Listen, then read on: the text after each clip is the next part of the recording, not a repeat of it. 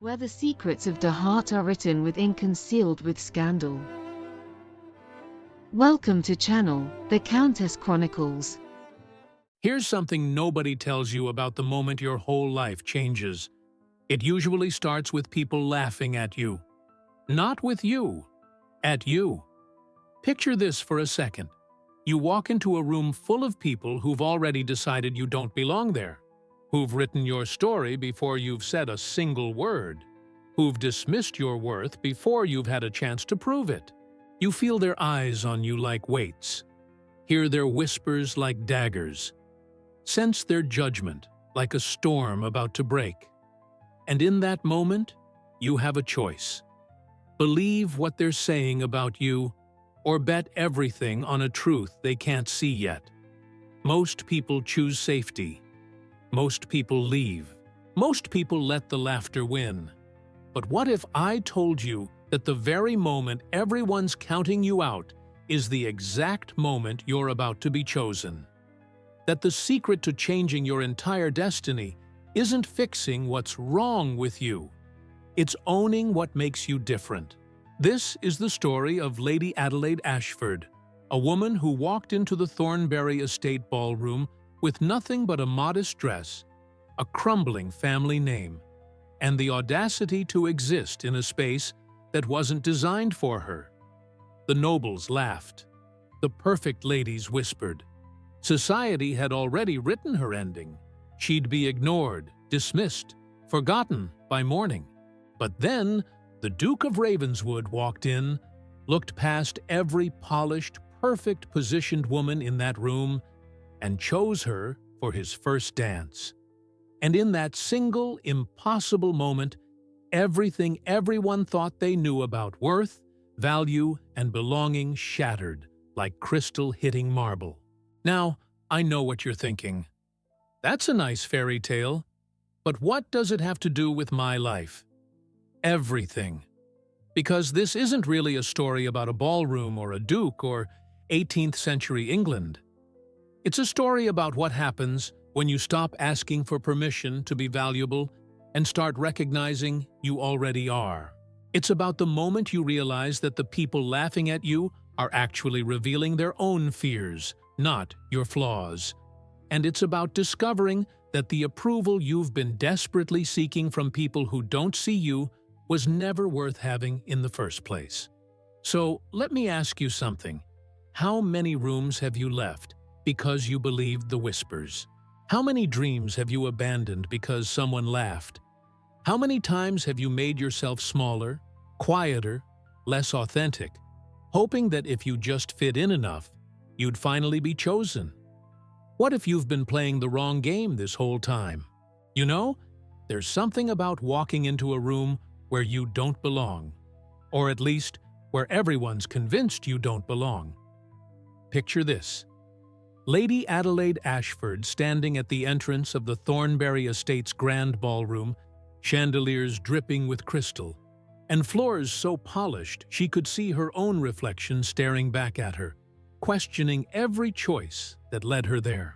That's exactly what she felt the moment she stepped through those massive oak doors. The silence hit first, not the kind that's peaceful, but the kind that screams judgment. It wasn't just quiet, it was loaded, like a secret everyone knew except Adelaide. Eyes turned, conversations paused mid-sentence, and suddenly she became the enigma nobody asked for, but everyone wanted to solve. Her hands started sweating, her heart pounded like it was trying to escape her chest, and every fiber of her being screamed one thing: run. But here's what nobody tells you about those moments. They're actually tests, aren't they? Not tests of whether you're good enough, smart enough, or pretty enough. They're tests of whether you'll believe the story other people are writing about you.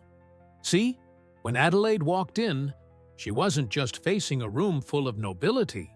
She was facing Lady Beatrice Whitmore's raised eyebrow, Lord Hertford's dismissive glance, and the Pemberton sisters whispering behind their fans. She was facing a conspiracy of expectations, a hidden agreement that certain people fit and others simply don't. The traces of old social codes were alive and well in that ballroom, invisible but suffocating. It's like when you walk into a high-end restaurant wearing casual clothes, or show up to a business meeting and realize everyone's speaking a language of codes you never learned. Adelaide's body knew before her mind did. She was the outsider. Let me paint you a clearer picture of what happened inside her head, because this is where it gets real. Adelaide heard whispers, or maybe she imagined them, which is sometimes worse. She caught fragments. Lady Catherine Fairfax leaning toward Mrs. Pemberton. "Who invited the Ashford girl?" Miss Victoria Sterling's voice cutting through. "Does she even know how to dance?" And the cruelest of all, Lady Beatrice's sugar-coated venom. "Look at her dress. Bless her heart." That last one's the cruelest, isn't it? That fake sympathy that's really just judgment wrapped in politeness. And here's the thing about rejection. Adelaide's brain treated it like physical pain. Studies from UCLA actually show that social rejection activates the same neural pathways as getting punched in the gut. So when people say, "It's all in your head," they're technically right. But that doesn't make it hurt any less. The conflict between wanting to belong and wanting to maintain dignity became a war zone inside her chest. Now, Adelaide had two paths in front of her, clear as day. Path 1. Turn around, claim she forgot something at Ashford Manor, and disappear into the night where nobody would remember the girl who almost tried. That's the easy path, the one most people take. And honestly, nobody would blame her. Path 2. Plant her feet on that marble floor, lift her chin, and decide that her presence there wasn't a mistake. It was a statement. Think about Galileo for a second. When he said the earth revolved around the sun, everyone laughed. The church, the scholars, his own colleagues, they all thought he was delusional. But he didn't need their permission to be right, did he? The truth existed whether they believed it or not. Same principle applies to Adelaide, my friend. Here's what makes judgment so powerful. It's often not about you at all. Those people in the ballroom, Lady Beatrice, the Sterlings, the Pembertons, they weren't really seeing Adelaide. They were seeing their own fears reflected back. If Adelaide Ashford can be here, does that mean the rules don't matter? And if the rules don't matter, what does that say about us? That's the real mystery they couldn't solve. When you dare to exist in a space that wasn't designed for you, you become a walking revelation, proof that the system isn't as solid as everyone pretends. It's like when Rosa Parks sat in that bus seat. The backlash wasn't about a seat. It was about what that seat represented, a crack in a carefully constructed illusion of order. Adelaide represented that same crack in the Thornbury Ballroom. The difference between real value and perceived value is everything, and this is where most people get lost. Adelaide could have been the most talented dancer in that entire ballroom, and she was, having practiced with her late mother in their modest drawing room every evening. But perception creates reality in social settings. If everyone believes you're worthless, they'll treat you as worthless, and eventually, you might start believing it too. It's the same reason why identical products sell for different prices based on packaging, or why the same wine tastes better when people think it's expensive. Our brains are wired to trust the crowd, even when the crowd is dead wrong. The lost art of self-trust is knowing your worth when nobody else sees it yet. That's not arrogance, that's survival. Adelaide knew this, somewhere deep inside. But let's talk about what really happens in that moment of decision, because this is crucial. When Adelaide felt that impulse to flee back to the safety of Ashford Manor, something else happened. A tiny voice, barely a whisper, that said, "What if you stayed?" That's not optimism talking. That's intuition. See, deep down, beneath all the conditioning and fear, there's a part of us that knows our true value. It's silent most of the time, drowned out by louder voices like Lady Beatrice's cutting remarks, or Victoria Sterling's mocking laughter telling us who we should be. But in critical moments, if you listen carefully, it speaks. Think of it like a compass that always points north, even when you're spinning in circles. Adelaide had that compass. The question was, would she follow it, or would she let the storm of other people's opinions knock her off course? So there Adelaide stood, at the edge of that grand ballroom at Thornbury Estate, feeling like every eye, from Lord Hertford to the youngest Pemberton daughter, was dissecting her existence. The future hung suspended, unwritten, full of possibilities and dangers. Would she become just another cautionary tale? The Ashford girl who tried to reach beyond her station and got exactly what she deserved?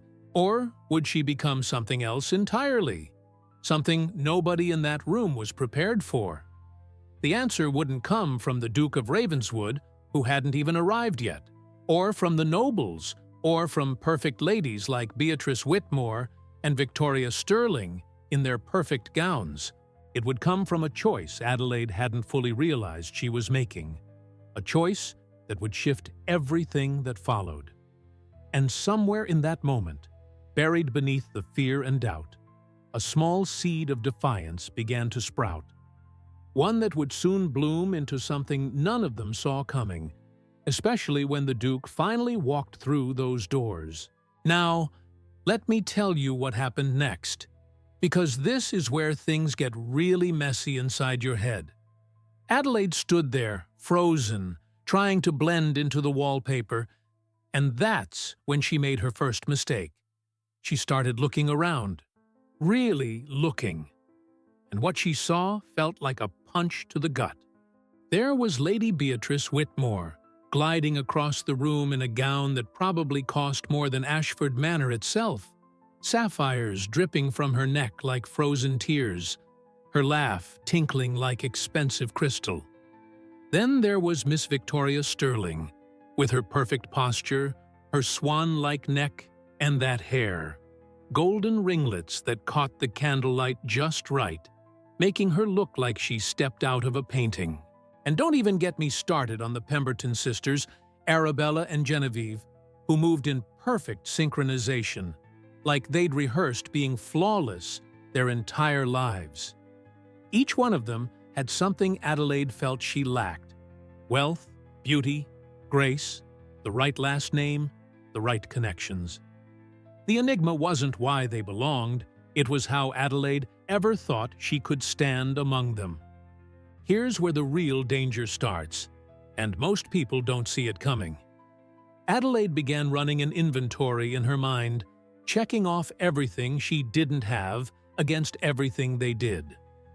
Beatrice had that confident laugh that filled a room.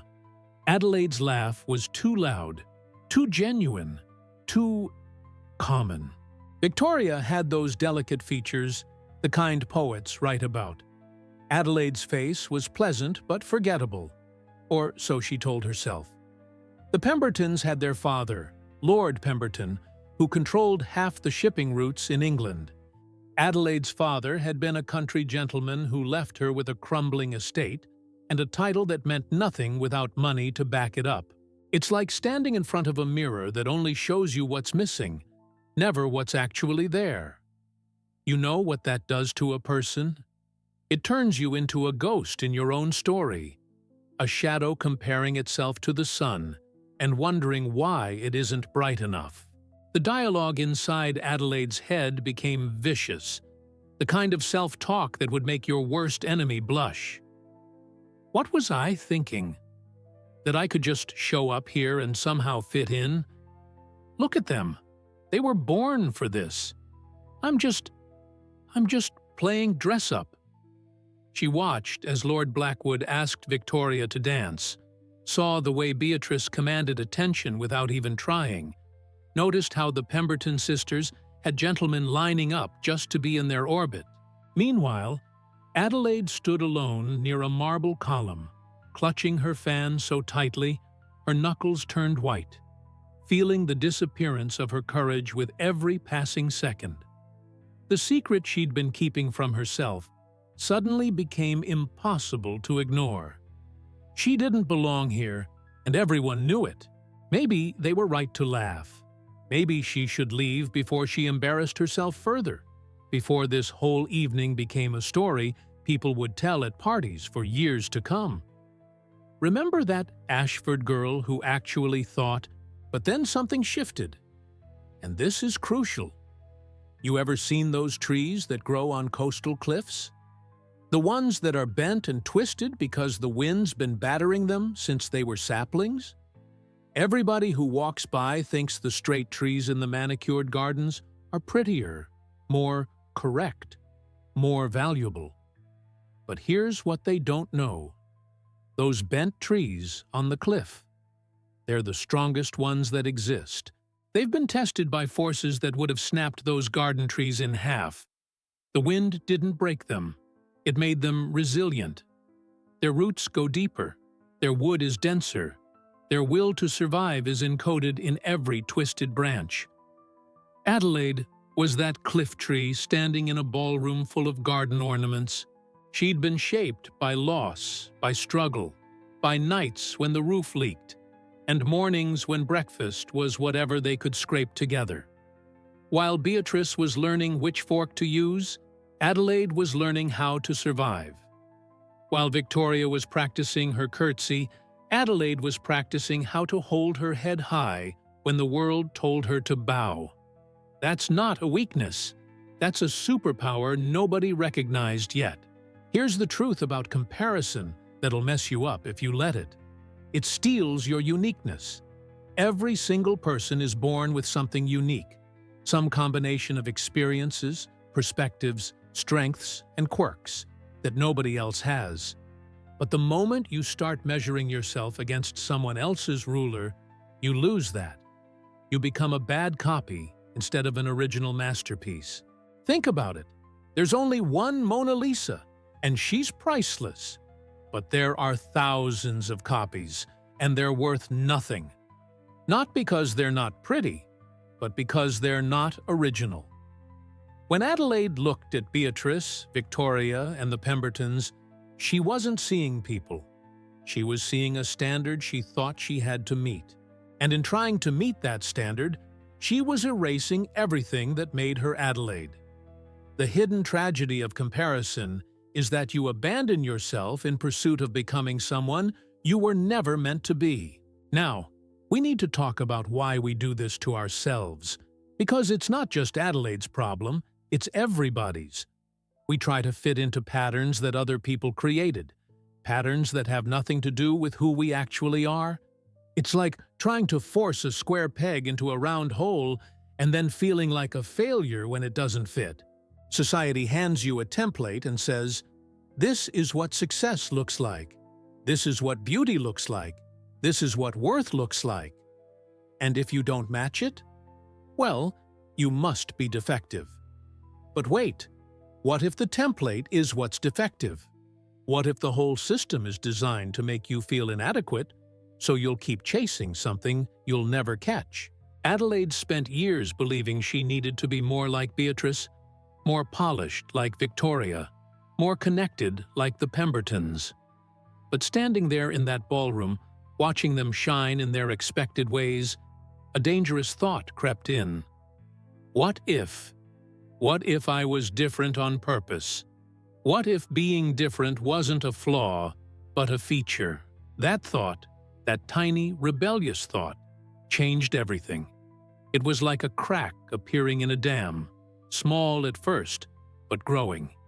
See, Adelaide had been asking for permission to exist, permission to be worthy, permission to take up space in a world that kept telling her she was too much or not enough. But here's the revelation that hits like lightning when you finally get it. Nobody can give you that permission except yourself. Not the Duke, not Lady Beatrice, not society, not your parents, not your friends. Nobody. You are the only authority on your own worth. It's like waiting for someone to hand you a key to your own house when you've had it in your pocket the whole time.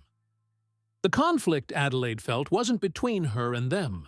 It was between who she actually was and who she thought she needed to be. And the moment she realized that, really understood it deep in her bones, the power dynamic shifted. She wasn't the one who needed to prove herself worthy of their world. They needed to prove themselves worthy of hers. But let's be real. That realization doesn't come easy. And it didn't come all at once for Adelaide either. She stood there, still comparing, still feeling the weight of all those perfect ladies and their perfect lives. The traces of self-doubt clung to her like morning fog. Part of her still wanted to slip out through the garden doors, to avoid the inevitable moment when someone would ask her to dance, and she'd have to reveal that she learned her steps from a mother who's no longer here. In a drawing room with faded wallpaper, not from some expensive dance master in London. But another part of her, a part that was getting louder, harder to ignore, whispered something different. It whispered that maybe, just maybe, the Duke of Ravenswood, who everyone was waiting for, who everyone assumed would choose one of these perfect specimens of nobility, might see something in her that even she couldn't see yet. Not because she'd managed to become like them, but precisely because she hadn't. And that possibility, however slim, however improbable, kept her feet planted on that marble floor, waiting for what would come next. And then it happened. The moment that would change everything. The grand doors at the far end of the ballroom swung open, and you could literally feel the shift in the air, like the whole room took a collective breath and held it. The Duke of Ravenswood had arrived. Alexander Thornbury, Duke of Ravenswood, wasn't just any nobleman. He was the catch of the season. Maybe the catch of the decade. Tall, with dark hair that fell just slightly over his forehead in that effortlessly aristocratic way, eyes that seemed to see right through pretense, and a presence that commanded attention without demanding it. Every unmarried woman in that ballroom had been waiting for this exact moment, some of them for years. Lady Beatrice straightened her already perfect posture, her hand instinctively touching her sapphire necklace. Victoria Sterling's breathing became calculated, measured, preparing for the performance of appearing naturally graceful. The Pemberton sisters exchanged a quick glance, a silent agreement of strategy coded in years of sisterhood. This was it. The mystery of who he'd choose for his first dance was about to be solved. The silence that fell over the ballroom was different from the one that greeted Adelaide earlier. This one was full of anticipation, of hope, of carefully concealed desperation. See, the first dance of the evening wasn't just a dance. It was a statement, a declaration, a social coronation.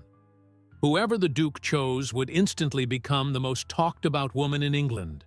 Her status elevated, her prospects secured, her family's influence amplified. It was power wrapped in silk gloves and delivered with a bow. Adelaide watched as the Duke paused at the entrance, his eyes scanning the room with an unreadable expression. Lord Hertford stepped forward to greet him, along with several other prominent nobles. But Alexander's attention seemed elsewhere. His gaze moved slowly across the sea of faces, and Adelaide felt herself shrinking back against her marble column, trying to become invisible. This wasn't her moment.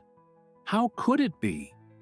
This was a moment for the Beatrices and Victorias of the world, for women who'd been groomed their entire lives for exactly this opportunity. Then came the sound that Adelaide would remember for the rest of her life, the deliberate click of the Duke's shoes against the marble floor as he began to walk. Each step echoed through the silence like a heartbeat, like a countdown, like the tick of a clock measuring out destiny. Click. Lady Beatrice adjusted her fan, her smile perfectly positioned. Click. Victoria Sterling tilted her head at just the right angle to catch the chandelier light. Click. The Pemberton sisters moved slightly forward, a subtle but calculated repositioning. Click. Adelaide's heart was hammering so hard she thought everyone could hear it, thought it might actually burst through her chest and betray her presence to the entire room. She couldn't look away. None of them could. The Duke moved with purpose, not hurrying but not hesitating either, like a man who knew exactly what he wanted and saw no reason to pretend otherwise. And then he stopped. Right in front of Adelaide. The world tilted. That's the only way to describe it. One moment, Adelaide was invisible, a ghost haunting the edges of a party she didn't belong to, and the next moment, she was the center of the entire universe. The Duke stood before her, his dark eyes meeting hers with an intensity that made her forget how to breathe. She could feel every single person in that ballroom staring at her, could sense Lady Beatrice's shock, Victoria's disbelief, the Pemberton sisters' confusion. It was like being in one of those dreams where you show up somewhere unexpected and everyone's looking at you, except this was real, and there was nowhere to hide. For a second, just a fleeting, terrifying second, Adelaide thought maybe he'd made a mistake, that he'd meant to stop at someone behind her, that this was all some cosmic joke at her expense. But then he smiled, a small, knowing smile that held a secret she couldn't quite decipher, and extended his hand. Here's where I need you to really understand something, because this moment is bigger than it looks. You know when you're in an antique shop, and there are all these shiny, polished pieces on display, crystal vases, silver platters, golden candelabras, all positioned under perfect lighting, all screaming, "Look at me, buy me, value me." And then there's that one piece in the corner, covered in dust, overlooked by everyone who walks in, dismissed as ordinary or worthless. But then a real collector walks in, someone who actually knows value beyond surface shine, and they go straight to that dusty piece in the corner. They see something nobody else sees: the craftsmanship, the history, the authenticity, the rare quality that can't be manufactured or imitated. That's what just happened. The Duke of Ravenswood walked past every polished, positioned, perfect piece on display and went straight to the one thing in that room that was real. Not because Adelaide was trying to impress him, she wasn't. Not because she fit the mold, she didn't. But precisely because she was genuine in a room full of performance. "Lady Adelaide Ashford," the Duke said, his voice low enough that only she could hear over the pounding of her own heartbeat, "would you do me the honor of this dance?" His hand remained extended, steady, patient, waiting for her response. And in that moment, Adelaide understood something profound. This wasn't charity. This wasn't pity. This wasn't some nobleman being eccentric or making a political statement. This was a man who'd looked at every option available to him and chosen her deliberately. The revelation hit her like a wave. He saw something in her that she'd spent the entire evening convinced didn't exist. But here's the thing that's easy to miss. He didn't give her value. He recognized value that was already there. There's a massive difference. It's like the difference between someone painting you beautiful and someone noticing you already are. Adelaide had walked into that ballroom feeling like a mistake, and now the most powerful man in the room was telling her, without words but clearly, that everyone else was blind. She took his hand. What else could she do? Her fingers trembled slightly as they touched his, and she worried he'd feel how nervous she was, how unprepared, how utterly out of her depth. But as his hand closed around hers, warm, firm, steady, Something inside her shifted. The whispers started immediately, of course. She could hear fragments. The Ashford girl? But she's nobody. Her dress isn't even from this season. What is he thinking? Lady Beatrice's face had gone pale, her perfect composure cracking just enough to reveal the shock underneath. Victoria Sterling looked like she'd just watched someone steal something that belonged to her. The Pembertons stood frozen, their strategic planning shattered in an instant. But here's what Adelaide realized as the Duke led her toward the center of the ballroom, with every eye following their movement. Their shock, their confusion, their inability to understand this choice. That wasn't her problem. That was theirs.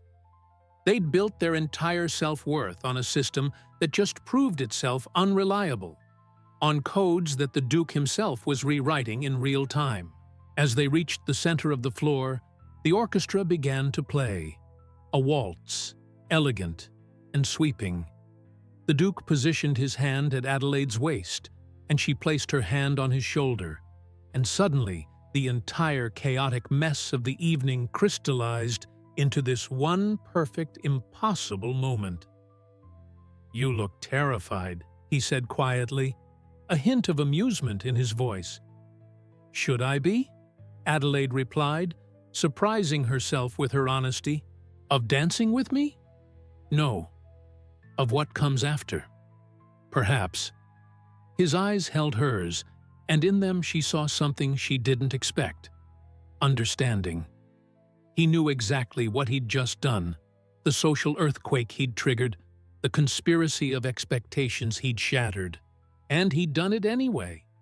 Not despite who Adelaide was, but because of it. The music swelled, and they began to move. And Adelaide realized that everything she thought she knew about her place in the world, about her worth, about what was possible, all of it was about to be challenged in ways she couldn't begin to imagine. The Duke of Ravenswood had made his choice, and in doing so, he'd forced Adelaide to make one too. Believe what everyone else said about her, or believe what he'd just shown her. And as they spun across that marble floor, with the entire aristocracy watching in stunned silence, Adelaide made her choice. She decided to believe. When the Duke extended his hand, Adelaide hesitated. Not because she didn't want to take it. God knows every cell in her body was screaming at her to reach out. But because she was finally receiving what she'd always wanted. And that's somehow more terrifying than rejection. Think about it. When you spend your whole life convinced you don't deserve something, and then it's suddenly offered to you on a silver platter, your brain short-circuits. It's like standing at the edge of a cliff, knowing you need to jump to get to the other side. But your survival instinct is yelling at you to stay put, to stay safe, to not risk the fall. Adelaide had built an entire identity around being the girl who didn't get chosen, who didn't belong, who had to fight for scraps of recognition. And now here was the Duke of Ravenswood, the most eligible man in England, asking her to dance in front of everyone who dismissed her. The enigma wasn't why he chose her. It was why she almost said no. Fear of success is a real thing, my friend, and it's often more paralyzing than fear of failure. The enigma wasn't why he chose her. It was why she almost said no. Fear of success is a real thing, my friend, and it's often more paralyzing than fear of failure. But she took his hand anyway, and as they began to move, something remarkable happened. See, a waltz isn't about individual perfection. It's about synchronization. It's about trust. It's about knowing that when you take a step, the other person will be there to meet you, to support you, to move with you rather than against you.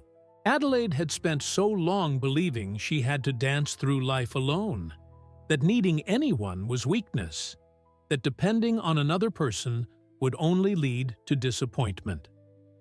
Her father died when she was 16, leaving her with nothing but debts and a crumbling manor. Her mother followed 2 years later, heartbroken and exhausted. Adelaide learned early that the only person she could count on was herself, and even that was questionable on bad days. But here, in the Duke's arms, moving to music that seemed to wrap around them like silk, she felt something she'd forgotten existed. Partnership. Not the kind where one person leads and the other follows mindlessly, but the kind where two people create something together that neither could create alone. Each turn, each step, each sweep across the marble floor felt like shedding a layer of armor she didn't even know she was wearing. The first layer to fall was the belief that she had to be perfect to be worthy. The Duke's slight smile when she nearly missed a step told her that stumbling was human, not catastrophic. The second layer was the conviction that her worth depended on others' approval. As they spun past Lady Beatrice's stunned face and Victoria Sterling's narrowed eyes, Adelaide realized their opinions had suddenly lost their power over her. The third layer, the deepest one, was the secret fear she'd carried since childhood, that she was fundamentally unlovable, that there was something wrong with her that everyone could see, but nobody would name. But the way the Duke looked at her, with genuine interest, with respect, with something that looked almost like recognition, dismantled that fear brick by brick. It's like that moment in The Alchemist by Paulo Coelho, when Santiago realizes the treasure was inside him all along. Adelaide had been searching for validation in everyone else's eyes, when the only eyes that mattered were her own, reflected back at her through someone who actually saw her.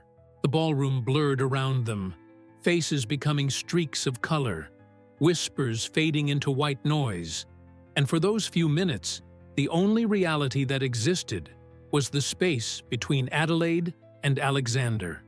She noticed details she'd been too terrified to see before. The way his hand at her waist was firm but not controlling, giving her room to move, to express, to be herself. The way he adjusted his steps to match hers rather than forcing her to match his. The way he leaned in slightly when she spoke, as if her words actually mattered, as if she had something worth saying. These weren't grand gestures. They were quiet revelations, the kind that change you from the inside out. It reminded her of something her mother once said before she died. "Adelaide, someday you'll meet someone who doesn't need you to be smaller, so they can be bigger. And when you do, don't you dare shrink anyway out of habit." She'd never understood what that meant until this exact moment, spinning across a ballroom with a man who seemed to want her exactly as she was. Rough edges, inappropriate laugh, unfashionable dress, and all. Here's what most people miss about transformation. It's not about becoming someone new. It's about finally becoming who you actually are, underneath all the masks and defenses and survival strategies. Adelaide wasn't transforming into a different person on that dance floor. She was shedding all the false versions of herself she'd created to cope with a world that kept telling her she wasn't enough. The real Adelaide, the one who'd been buried under years of rejection and self-doubt, was emerging like a butterfly that forgot it had wings. Think about it like this. You know how sculptures work? Michelangelo said he didn't create David. He just removed the marble that was hiding David. That's what was happening here. The Duke wasn't changing Adelaide, he was revealing her, and she was letting him, which might have been the bravest thing she'd ever done. The hidden truth is that being seen, really seen, is more vulnerable than being invisible. When you're invisible, you're safe from judgment. When you're visible, you're exposed. Adelaide was choosing exposure over safety, and that choice was rewriting her entire story. In the middle of the dance, Adelaide made the mistake, or maybe it was the wisest thing she ever did, of looking directly into the Duke's eyes. "Why me?" The question escaped before she could stop it, raw and honest and tinged with genuine confusion. She needed to know. Was this a game? A political move? An act of rebellion against the aristocracy's expectations? Alexander didn't answer immediately. He guided her through a particularly complex turn, and when they emerged on the other side, he said simply, "Why not you?" And here's where it gets profound.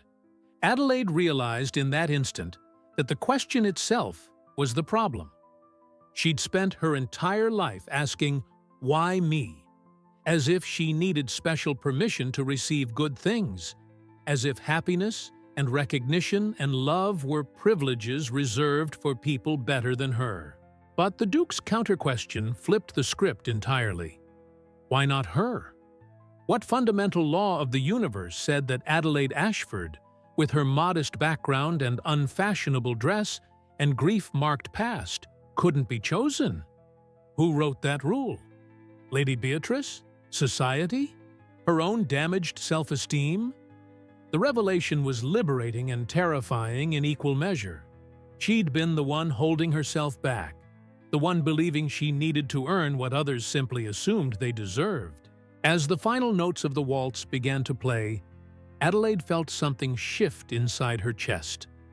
Not a dramatic breakthrough, but a quiet settling, like pieces of a puzzle finally finding their correct positions. She realized that her entire journey to this moment, the loss, the struggle, the nights of doubt, the mornings of forcing herself to keep going, hadn't been preparation for this dance. It had been preparation for what came after.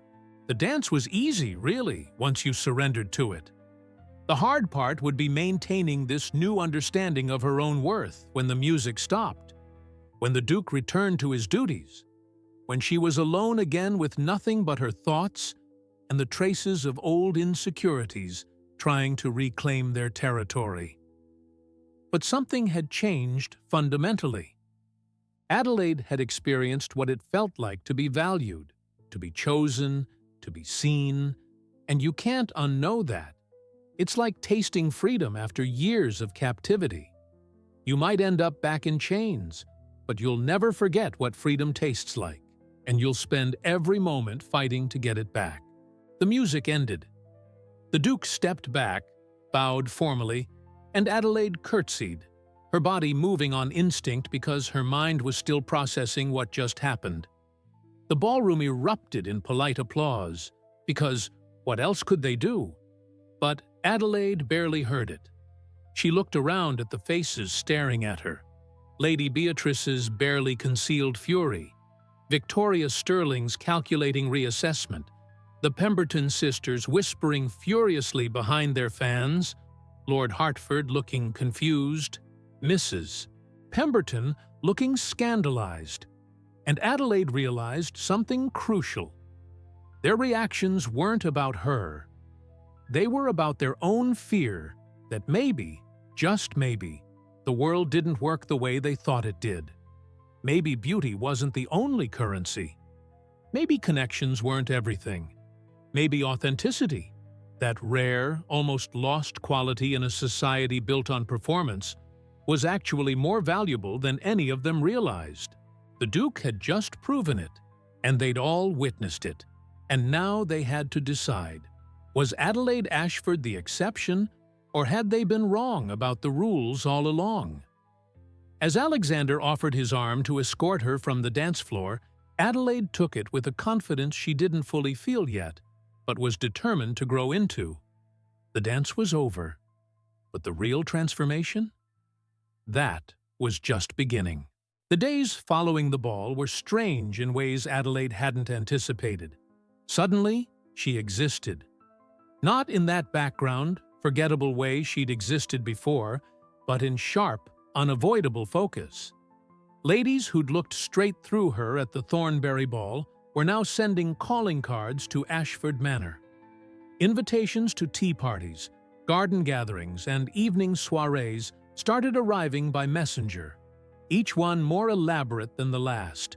Lady Beatrice Whitmore herself, the same woman who'd whispered, "Bless her heart," with such poisonous sympathy, appeared at Adelaide's door with a bouquet of roses and an invitation to go riding in Hyde Park. Victoria Sterling, who'd spent years perfecting the art of looking past Adelaide as if she were furniture, now wanted to discuss fashion and share the name of her dressmaker. The Pemberton sisters, Arabella and Genevieve, suddenly discovered they had so much in common with Adelaide and simply must have her over for dinner. It was dizzying, disorienting, and if Adelaide was being honest with herself, a little bit insulting. The secret everyone was pretending not to know was glaringly obvious. They didn't suddenly see value in Adelaide Ashford. They saw the Duke's attention, and they wanted proximity to it.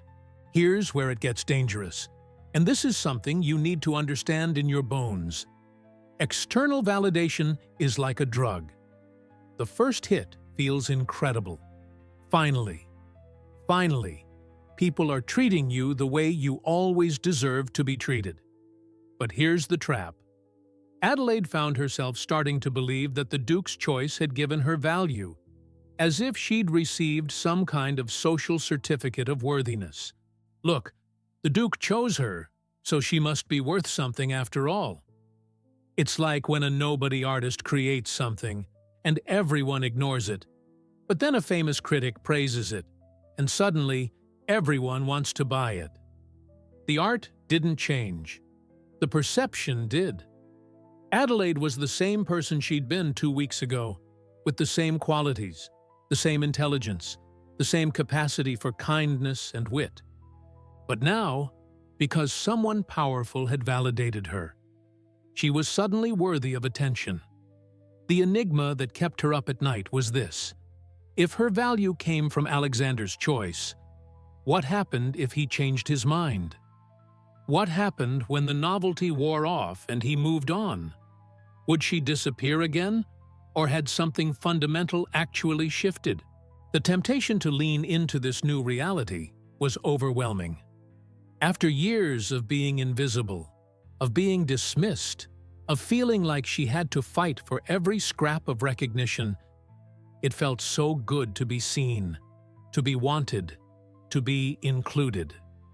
Lady Beatrice's tea parties were lovely, actually, refined, elegant, full of intelligent conversation about literature and politics. Victoria's fashion advice was genuinely helpful, and Adelaide would be lying if she said she didn't enjoy the new dresses that suddenly seemed within reach. The Pemberton sisters were charming company when they wanted to be, full of gossip and laughter and invitations to exclusive events Adelaide had only heard about before. It would be so easy to accept this new version of reality, to believe that she'd finally made it, that she'd crossed some invisible threshold from unworthy to worthy.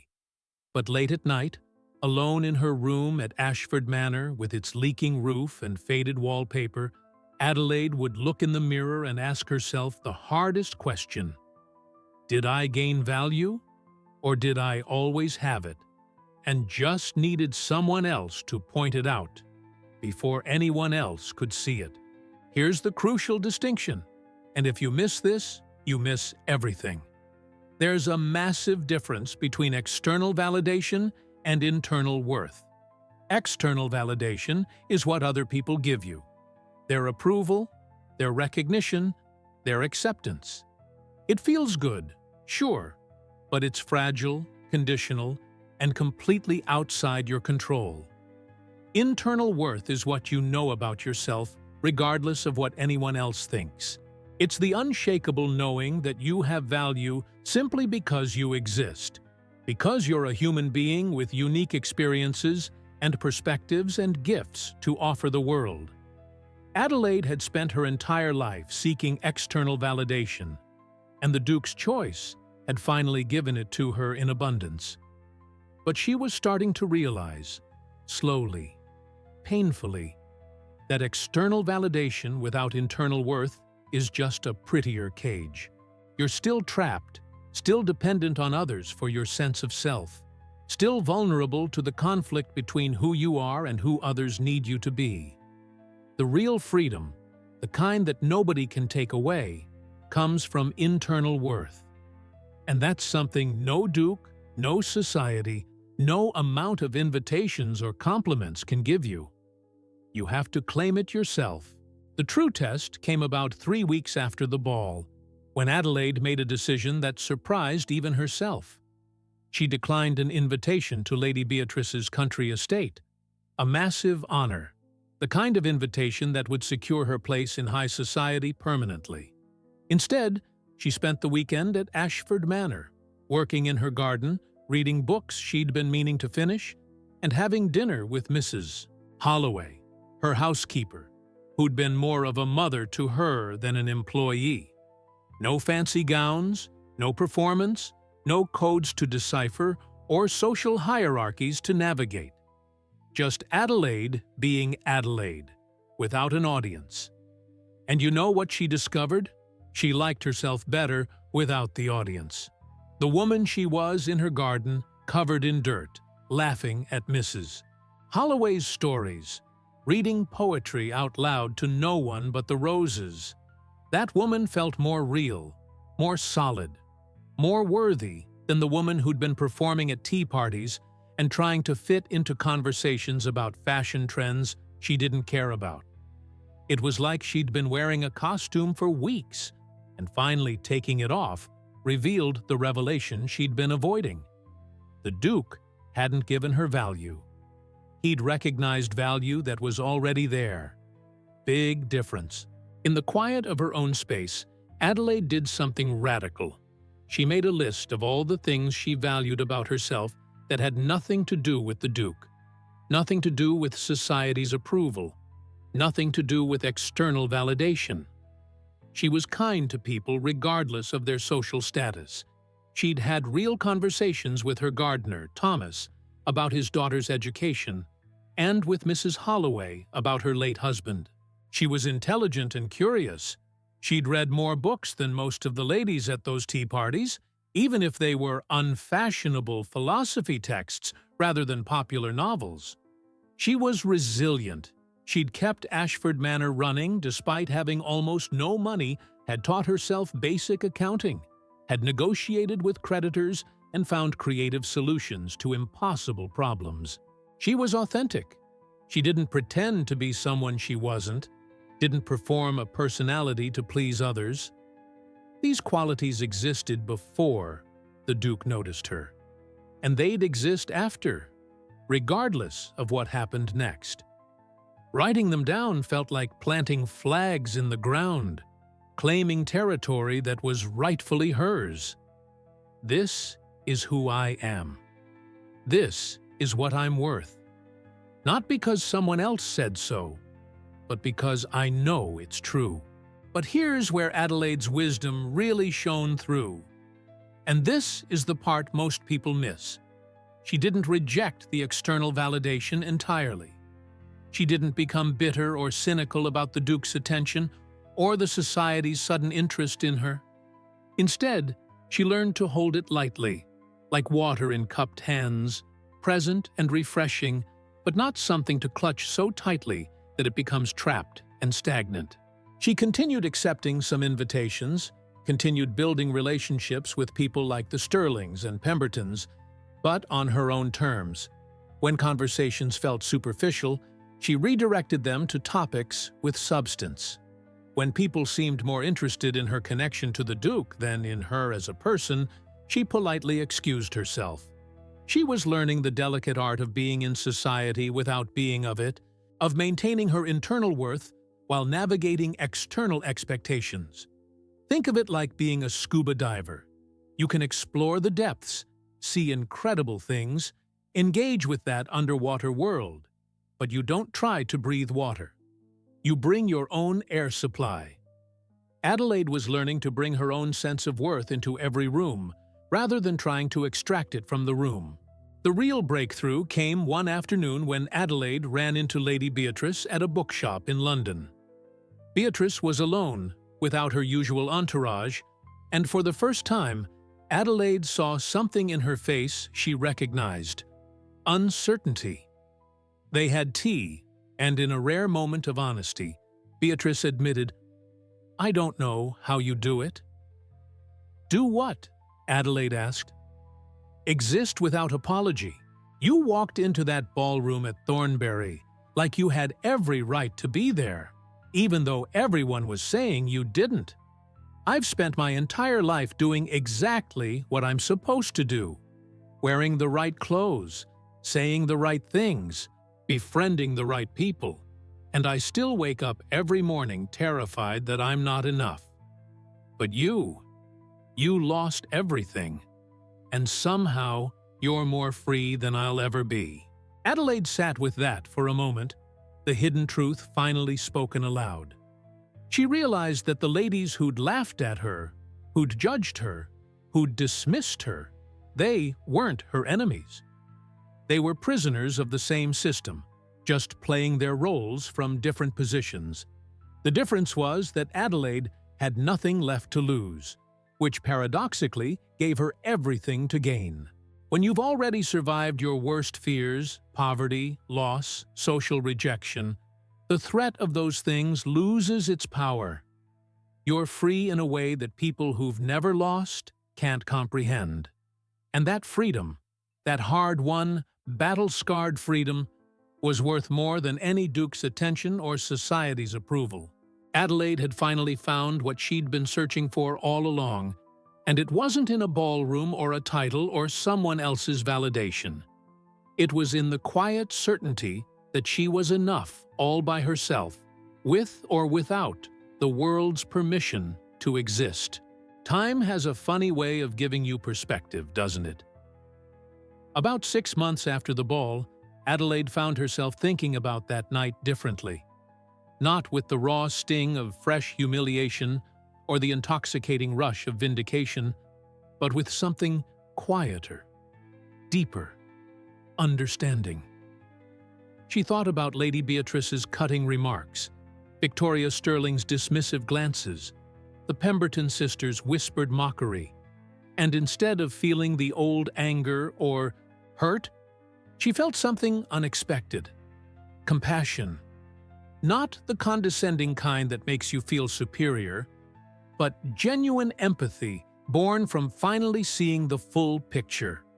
See, Adelaide had spent months believing those women laughed at her because there was something fundamentally wrong with her, something lacking, something shameful.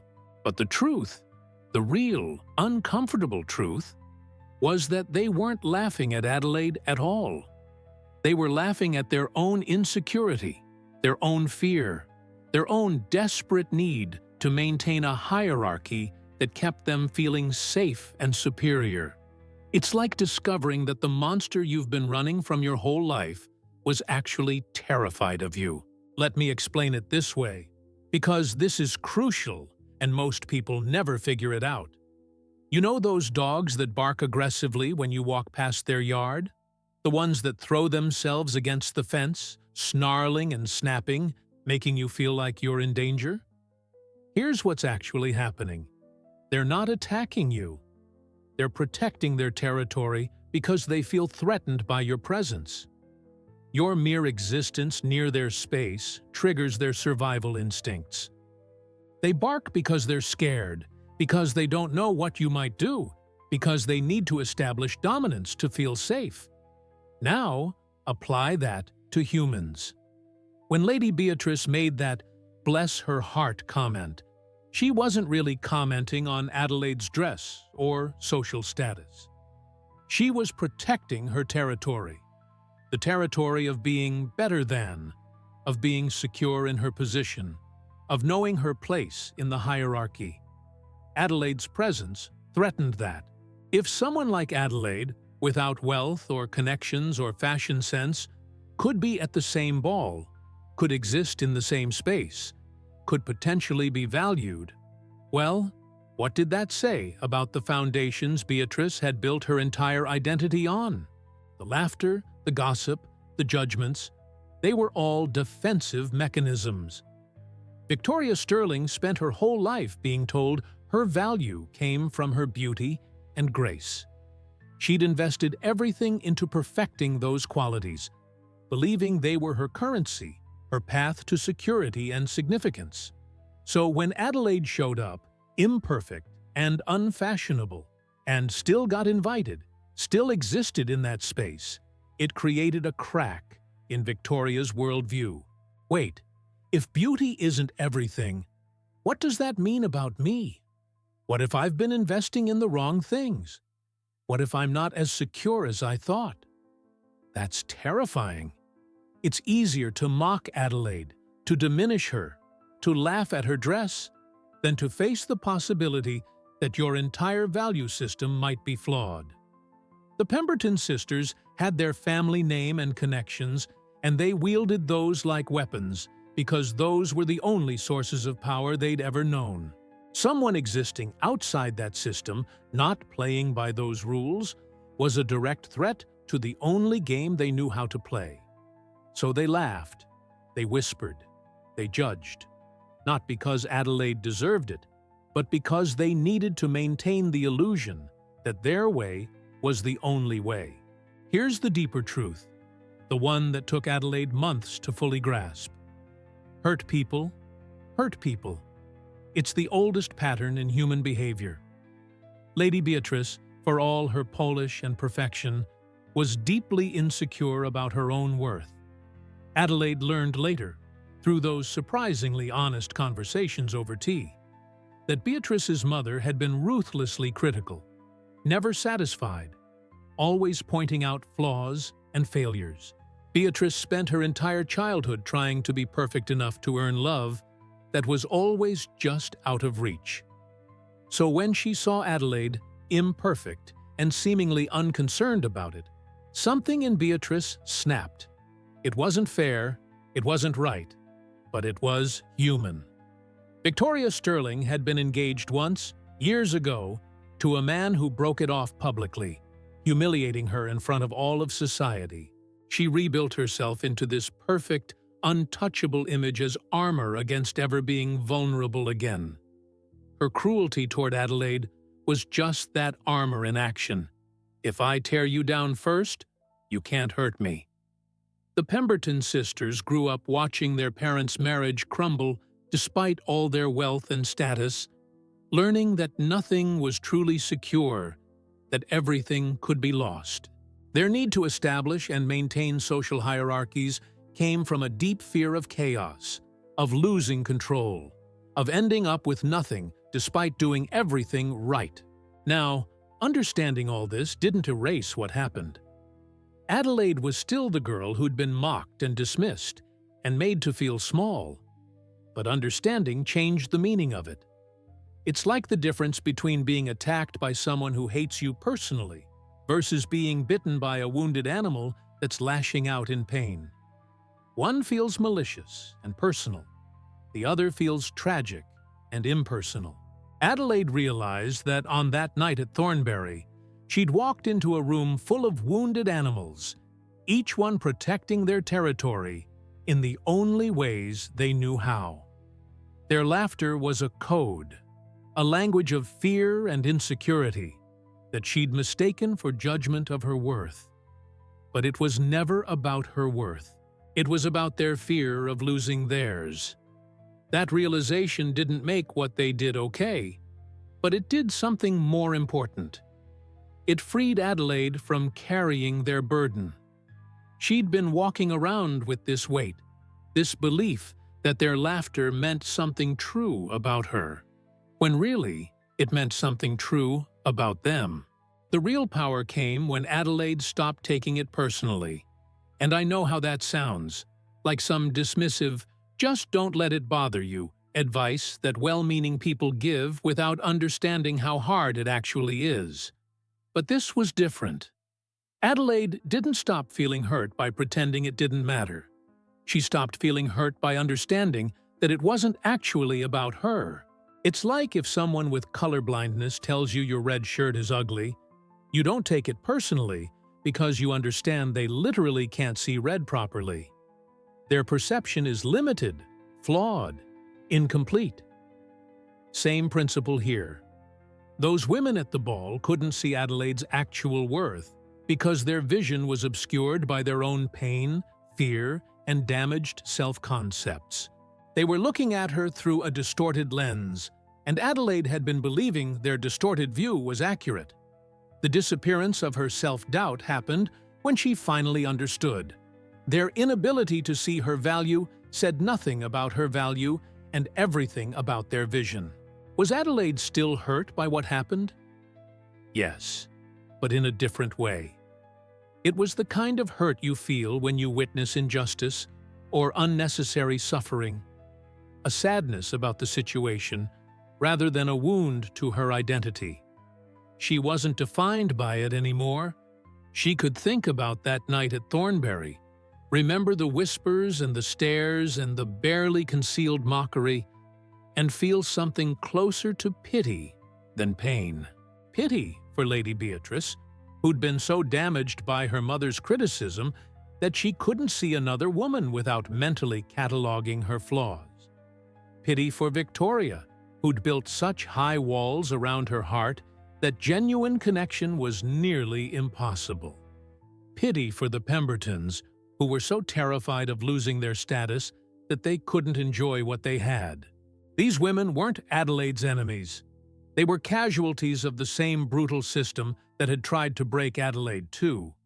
The only difference was that Adelaide's breaking had somehow led to breakthrough, while theirs had led to barricades. That's not superiority on Adelaide's part. It's just a different response to trauma. Some people build walls, others build bridges. Neither is wrong, but they lead to very different destinations. The final piece of wisdom Adelaide gained from all this, and this is the part I want you to really hear, is that when someone laughs at you for trying, for being different, for daring to exist outside their approved boundaries, they're actually giving you a gift. A painful, unwanted gift, sure, but a gift nonetheless. They're showing you exactly who they are. People who've surrendered their own dreams, their own authenticity, their own courage in exchange for safety and approval. They're showing you what happens when you let fear win, when you choose conformity over truth, when you value others' opinions more than your own knowing. And in showing you that, they're giving you a choice. Become like them or become yourself more fully. Adelaide chose herself. Every laugh, every whispered insult, every dismissive glance became fuel for her determination to never, ever trade her authenticity for acceptance. She learned that you can't control whether people laugh at you, but you can absolutely control whether you laugh with them at yourself, or whether you stand firm in your own truth, regardless of the audience. The Duke of Ravenswood saw something in Adelaide that night, not perfection, not conformity, not desperate performance, but authenticity. And maybe, just maybe, the greatest revelation of all was this: the people worth impressing are the ones who value you for being real, and the people who laugh at your realness have already disqualified themselves from mattering. Adelaide had spent years seeking approval from people whose approval would have required her to become someone she wasn't. Thank God she failed at getting it. So here's the question I need you to sit with, really sit with. What room are you avoiding right now because you're convinced you don't belong there? What dream have you shelved because someone, maybe even you, decided it wasn't realistic for someone like you? What version of yourself are you hiding because you're terrified of the laughter, the whispers, the judgment? Adelaide Ashford walked into that ballroom knowing she might be humiliated, knowing she might become a cautionary tale, knowing the odds were stacked impossibly against her. But she walked in anyway. And that choice, that terrifying, courageous choice to show up as herself in a world that told her she wasn't enough, changed everything, not just for her, but for everyone who witnessed it.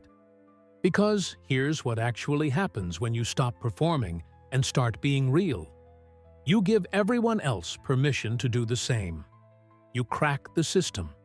You prove that the rules aren't as solid as everyone pretends.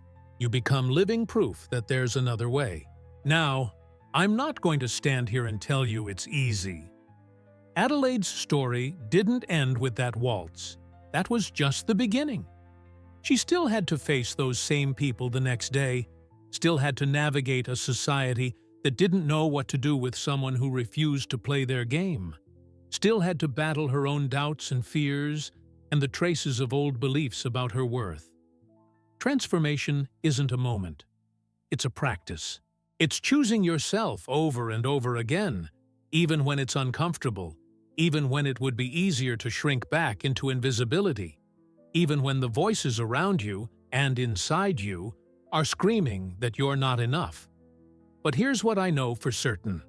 Every single person who's ever done anything significant, who's ever created change, who's ever lived authentically in a world that demanded conformity, they all faced the laughter. They all heard the whispers. They all had moments where they wanted to run. The only difference between them and everyone else is that they stayed anyway. So let me ask you again, more directly this time, what would your life look like if you stopped waiting for permission? If you walked into your own ballroom, that job interview, that creative project, that relationship, that dream you've been too scared to pursue, and decided your presence there wasn't a mistake but a statement? What if the people who've been laughing at you, dismissing you, telling you that you're not enough, what if they're wrong? Not just a little wrong, but fundamentally, completely wrong. What if everything you've been told about your limitations, your inadequacy, your lack of worth, was just other people's fear reflected back at you? Adelaide discovered that the Duke didn't give her value. He recognized value that was always there. So, who in your life is waiting to recognize your value? And more importantly, when are you going to stop waiting for them and recognize it yourself? Here's your homework, and I'm serious about this. I want you to make a list. Write down 3 things you've been too scared to try because you're convinced you're not qualified, not ready, not enough. Maybe it's starting that business, writing that book, having that difficult conversation, pursuing that relationship, changing that career, moving to that city. Whatever's been whispering to you in the quiet moments when you're honest with yourself. Write them down. And then I want you to pick one, just one, and take the smallest possible step toward it this week. Not a giant leap, not a dramatic transformation, just one small action that says, I'm done waiting for permission. Send the email, make the phone call, buy the domain name, sign up for the class, have the conversation, show up. Because here's the secret that Adelaide learned and I'm passing on to you. Courage isn't the absence of fear. It's the decision that something matters more than the fear. Your authentic life, your real dreams, your genuine self, they matter more than the fear of being laughed at. And look, some people will laugh. Some people will whisper. Some people will judge you and dismiss you and tell you that you're being unrealistic or foolish, or that you should stay in your lane. Let them. Their laughter is just the sound of their own cages rattling, their own dreams dying, their own authenticity suffocating under the weight of others' expectations. You don't need their approval. You never did. What you need is your own permission slip, signed by the only authority that matters, you. Adelaide Ashford walked into a room full of people who'd already decided she wasn't enough, and she stayed anyway. She danced anyway. She chose herself anyway. And in doing so, she didn't just change her own story. She rewrote what was possible for everyone watching. You have that same power. The question is, will you use it? Or will you let the fear of laughter keep you small, keep you safe, keep you from becoming who you were always meant to be? The Duke of Ravenswood is a metaphor, by the way. He represents that moment when life offers you exactly what you've been dreaming of. And you have to decide, do I believe I deserve this? Or do I let my past, my doubts, my critics convince me it's a mistake? Life will offer you those moments, those chances to be chosen, to be seen, to be valued. But here's the uncomfortable truth. You have to choose yourself first.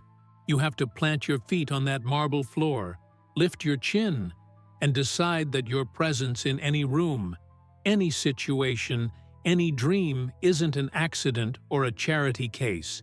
It's an act of courage that the world desperately needs. Because somewhere out there, someone is watching you the same way Adelaide was watched. Someone is waiting to see if it's possible to be real in a world that demands performance, to be imperfect in a world that worships Polish, to be yourself in a world that profits from your insecurity. Show them it's possible. Be the proof. If this story resonated with you, if Adelaide's journey mirrors something you're going through, if you're ready to stop asking for permission and start claiming your worth, then I need you to do something for me. Subscribe to this channel and hit that notification bell, because we're going to keep diving deep into these truths that society doesn't want you to know. We're going to keep exploring what it means to live authentically in a world that's constantly trying to make you smaller. We're going to keep sharing stories, some fictional, some historical, all deeply true, about people who chose courage over comfort, authenticity over approval, self-worth over social acceptance. This is just the beginning. Adelaide's story doesn't end here, and neither does yours. So subscribe, turn on those notifications, and let's continue this journey together. Because the world doesn't need more people who know how to fit in. It needs more people who know how to stand out. It needs more people like Adelaide. It needs more people like you. Now go. Walk into your ballroom. Stay when you want to run. Choose yourself when everyone else has counted you out. The Duke, your Duke, whatever that means for you, is waiting. But more importantly, you're waiting for yourself. Don't keep you waiting any longer.